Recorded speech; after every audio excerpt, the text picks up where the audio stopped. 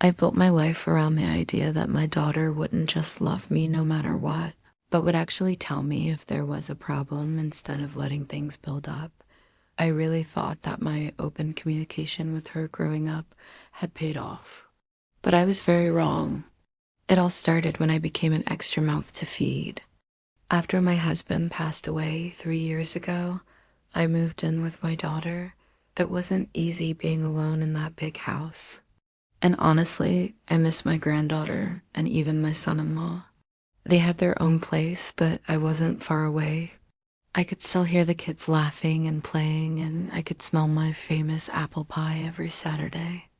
One day, though, I heard the front door slam and I saw my daughter standing there with two moving boxes. She looked mad. "Mom," she said, "we need to talk." I followed her into the living room and waited for her to speak. Mom, I think you should move out. You're an extra mouth to feed now. And Jack and I are trying to save money for a house of our own." I stared at her in disbelief. "What? Why didn't you tell me this before?" She said, "You didn't ask. We were hoping you'd move in with your sister. She has a spare bedroom." That hurt, but I pretended to be strong. "Oh, you're right. I should have asked. I guess I got so used to seeing you guys every day that I forgot you re-adults with your own lives. Of course you want to live on your own." I managed a weak smile. "Yeah, well, we do. So when can you move out?" "As soon as I can find a new place. Well, hurry up. It's getting pretty crowded here." And with that, she turned and walked out of the room. For the next few days, I packed up my things and prepared for a new beginning.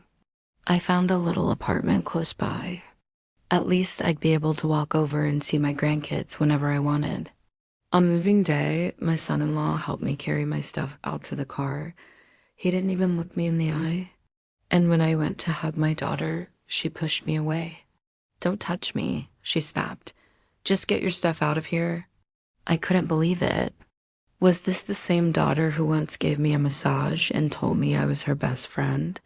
Then something unexpected happened.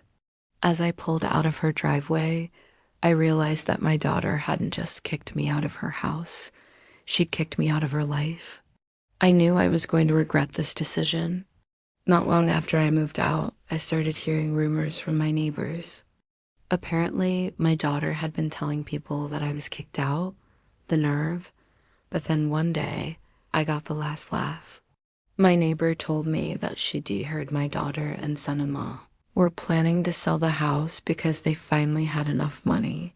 I decided I'd had enough. I was going to teach them a lesson they'd never forget. First, I saved up some money. Then I did something crazy. I bought their building. Yes, I own the building they live in. And now I've tripled their rent.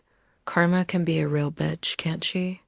Now I sit back and watch them struggle to come up with the money. And let me tell you, it's oh so sweet.